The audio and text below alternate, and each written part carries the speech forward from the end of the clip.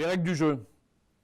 Selon le secteur, elles vont être évidemment très différentes. Prenons deux exemples. La bière d'un côté, la pharmacie de l'autre. Vous produisez de la bière, vous voulez vendre de la bière, qu'est-ce que vous faites? Vous faites vraiment de la R&D? Non, il n'y a pas de recherche et développement. En revanche, il y a un très gros investissement publicitaire à faire. Donc voilà, toutes les entreprises qui sont dans le secteur de la bière, elles ont la même règle du jeu, le même facteur clé de succès. Ça va être d'être capable de faire de la pub dans des proportions considérables pour arriver à différencier des produits qui sont finalement assez similaires. Ça, c'est pour la bière. Alors maintenant, pour la pharmacie, c'est une toute autre histoire. La publicité, elle existe, certes, mais elle est bien en bas de la liste. La première chose qui compte, c'est quoi? Un flux de médicaments nouveaux. Et dans ces médicaments nouveaux, un certain nombre qui vont devenir des blockbusters. Pour arriver à ça, il n'y a pas de secret. Il faut investir en recherche et développement. Donc toutes les entreprises de la pharmacie de spécialité, qu'elles soient européennes, qu'elles soient américaines, qu'elles soient japonaises, coréennes, elles font face aux mêmes règles du jeu, à la première règle du jeu qui est d'investir en recherche et développement pour générer de nouveaux médicaments.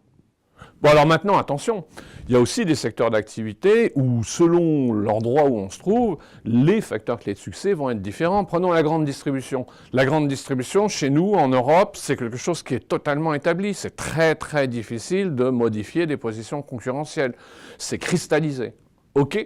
En revanche, quand on regarde du côté de la Chine, c'est un business totalement nouveau. Donc le facteur clé de succès habituel pour la grande distribution, qui est la taille, le volume des achats, c'est la règle ici en Europe, comme la règle bien sûr aux États-Unis, c'est une règle qui est beaucoup moins importante en Chine pour l'instant. Aujourd'hui en Chine, vu qu'il n'y a pas d'hypermarché, ou en tout cas peu d'hypermarchés, le défi, c'est d'arriver à faire un gros réseau d'hypermarchés à travers tout le pays. Pour être clair, pour des firmes comme Walmart ou des firmes comme Carrefour, l'objectif, c'est 1000 hypermarchés à travers le pays. Donc, la règle du jeu en Chine, pour ce business-là, est très différente de celle qui est en valeur aujourd'hui en Europe.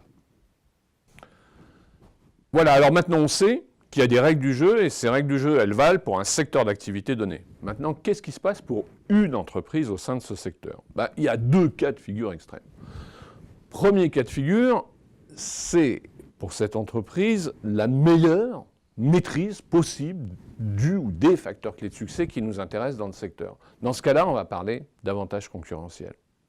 En revanche, de l'autre côté du spectre, on peut imaginer aussi une entreprise qui, malheureusement, ne maîtrise pas du tout le facteur clé de succès en question. Dans ce cas-là, on va parler de handicap concurrentiel. Handicap concurrentiel pour cette entreprise, précisément sur ce facteur clé de succès.